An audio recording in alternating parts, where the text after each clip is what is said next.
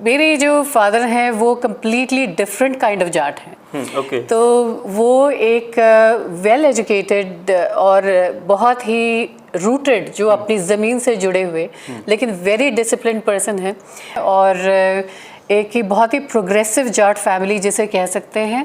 और अगर ऐसी प्रोग्रेसिव जाट फैमिलीज़, अगर सभी फादर्स अगर ऐसे हों तो पता नहीं कितनी ही लड़कियां क्या मतलब वो मुकाम अचीव कर सकती हैं। यूके जो है अब सिंपली एक मिनी वर्ल्ड हो गया है, तो इट इज़ वेरी डाइवर्स। उसके अंदर इतनी नेशनलिटीज़ के लोग हैं, और समटाइम्स आई फील कि ये जो अपॉर्चुनिटी मुझे मिली है यूके में रहने की, आई एम वेरी लकी, क्योंकि वहाँ जाने के बाद इतने, जैसे मैंने बोला कि it's a multi diverse national kind of like a place, और इतनी डाइवर्सिटी की नेशनलिटीज़ के लोगों के साथ काम कर रही हूँ मैं, चाहे वो जर्मनी से हो, यूरोप से हो, या अमेरिका से हो, या फिर इवन सऊदीज़ हैं, या ईरान, इराक, तो या अफ्रीका से।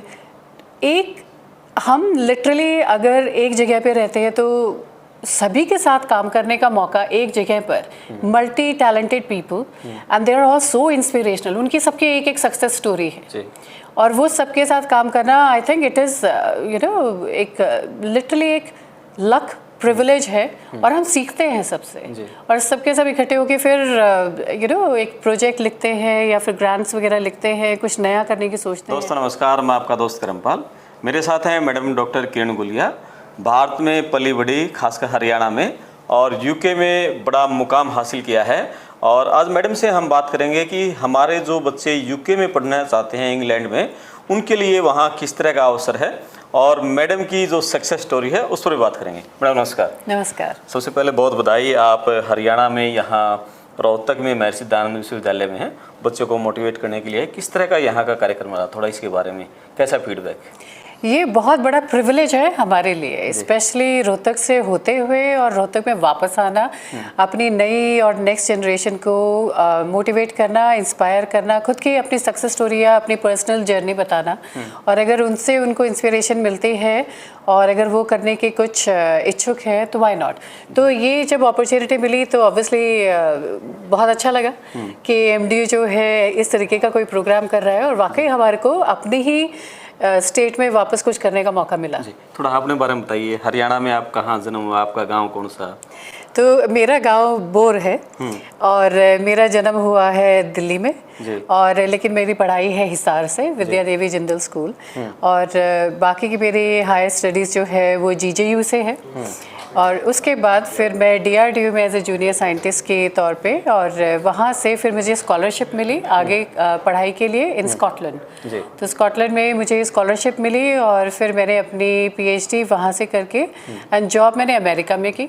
अमेरिका में करने के बाद फिर मैं वापस एज अ एकेडमिक मैं यूके में यूनिवर्सिटी ऑफ बर्मिंघम में आई। फिर कैसे हरियाणा की एक बेटी किस तरह बोहर गाँव की रोहतक के साथ लगता, और वहाँ की बेटी कैसे इतना सफ़र कर पाती है दुनिया का, अमेरिका जाती है, इंग्लैंड जाती है, वो सफ़र के बारे में बताओ, कैसा स्ट्रगल रहा होगा उस समय जब आप गए होगे तब? तो कोई लड़की सोचती होगी वहाँ जाने के बारे में। मेरे लिए स्ट्रगल, आई डोंट थिंक मेरे लिए स्ट्रगल था, मेरे पेरेंट्स के लिए स्ट्रगल था।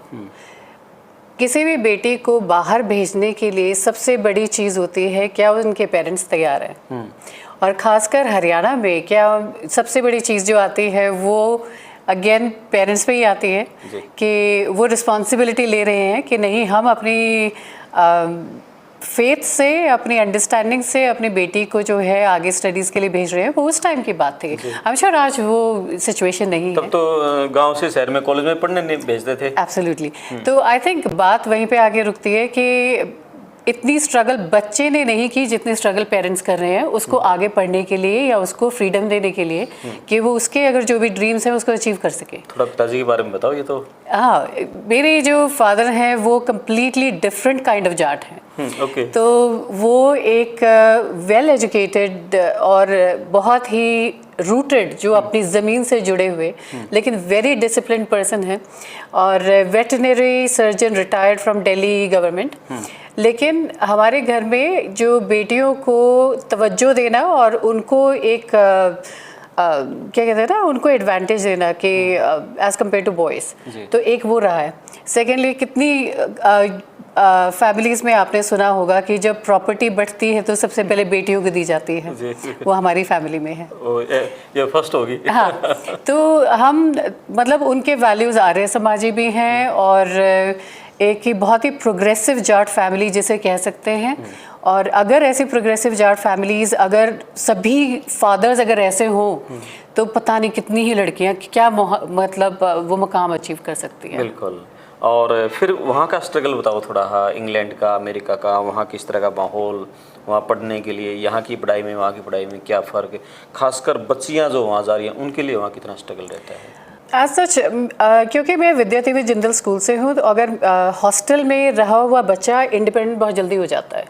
सेकेंडली उसको अपना खुद को संभालना भी आ जाता है ओवर द टाइम, तो वो डिपेंडेंट नहीं रहता। तो एक ये एडवांटेज मेरे साथ था। I am thankful to my parents, क्योंकि उन्होंने डिसीजन लिया था कि भाई बच्चे को जिंदल स्कूल में डालो। तो एक तो वहाँ से बहुत बड़ा एडवांटेज मिला मुझे। सेकेंडली खुद का रास्ता ढूंढने के लिए फ्रीडम मिला जी। क्योंकि हर पेरेंट्स ये कहता है, या उस टाइम पे ये बात बहुत थी, नहीं इंजीनियर बनना है या डॉक्टर बनना है। अगर हम इंजीनियर के लिए तैयार नहीं हैं और डॉक्टर हमारी इच्छा नहीं है तो फिर वो फ्रीडम देना कि ठीक है आप कुछ भी कर सको और जो करो तो उसको अच्छा करो, वो मेरे पेरेंट्स ने मुझे दी। तो सबसे बड़ी बात तो वहीं पे ही आई। फिर अपने आप जो है रास्ता निकालना, DRDO के अंदर मतलब एज ए जूनियर रिसर्चर आना, वहाँ से एक कम्प्लीटली नई दुनिया जो नज़र आती है कि रियलाइज़ हो रहा है कि हम उन प्रीमियर साइंटिस्ट के साथ काम कर रहे हैं, जैसे हमारे एक्स प्रेसिडेंट कलाम साहब। तो वहाँ से तो फिर वो मोटिवेशन और उसका तो पूरा सैलाब ही आ जाता है कि अब तो कुछ करना ही है, मतलब यहाँ तक तो पहुँच गए, अब क्या।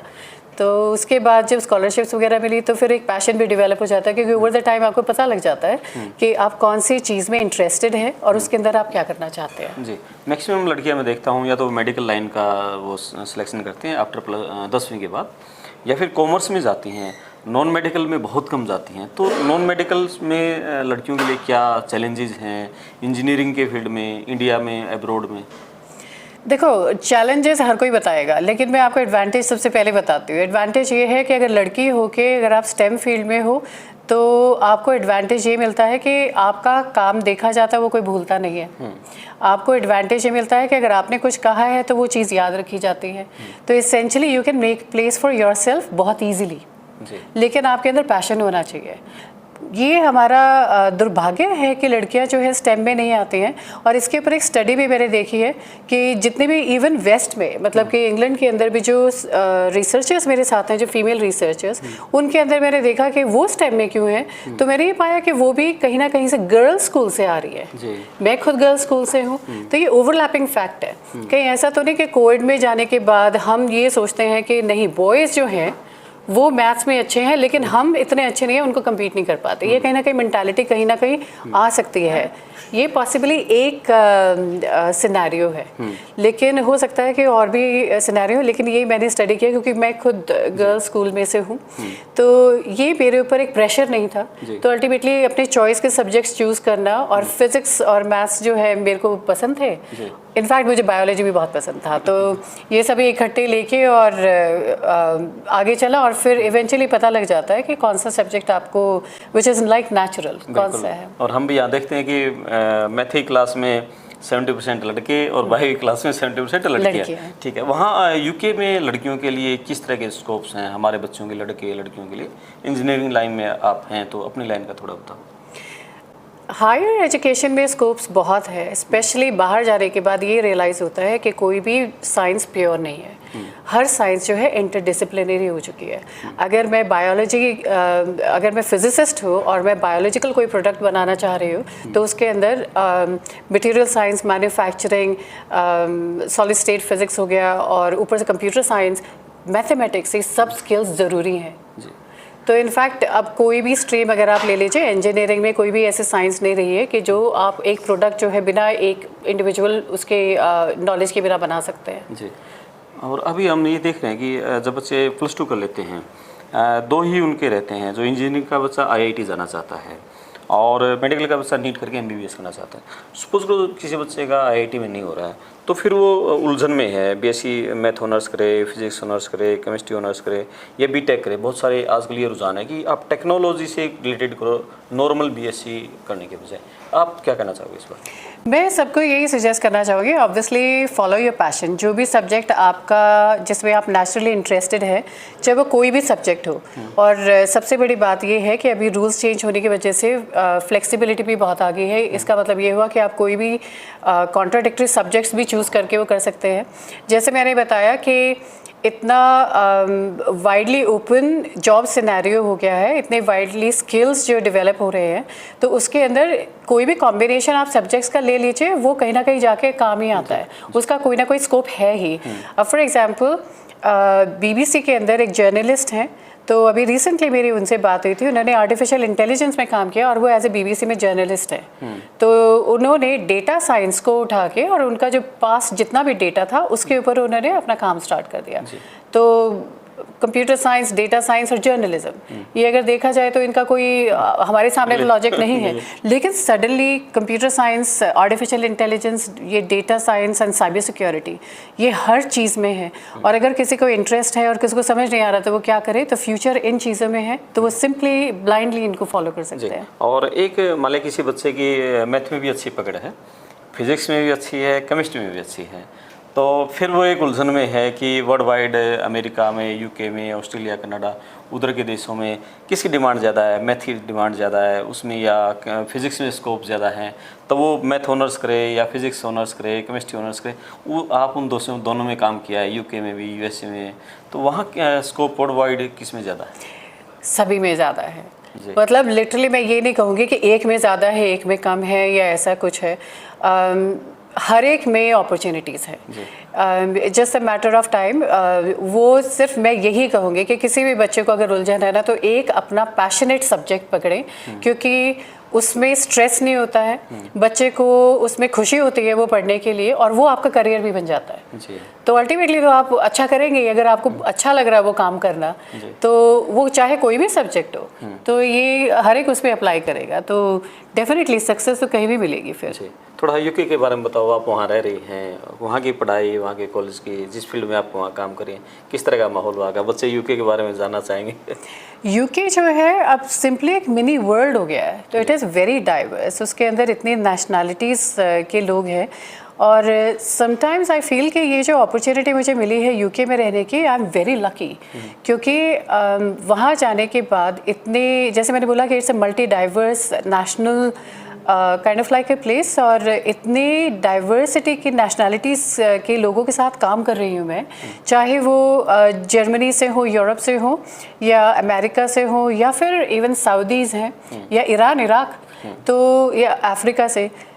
एक हम लिटरली अगर एक जगह पे रहते हैं तो सभी के साथ काम करने का मौका एक जगह पर, multi talented people, and they are all so inspirational. उनकी सबकी एक एक सक्सेस स्टोरी है, और वो सबके साथ काम करना, I think it is you know एक लिटरली एक लक प्रिविलेज है, और हम सीखते हैं सबसे, और सबके सब इकट्ठे होके फिर यू नो एक प्रोजेक्ट लिखते हैं या फिर ग्रांट्स वगैरह लिखते हैं, कुछ नया करने की सोचते हैं। I think it's unbelievable, it's incredible जी। तो स्टोरी है। और हमारे जो खासकर मैं हरियाणा में देख रहा हूँ, यहाँ के बच्चे यूएसए, कनाडा या ऑस्ट्रेलिया में इधर ज़्यादा जाना चाह रहे हैं स्टडी के लिए, यूके में कम है।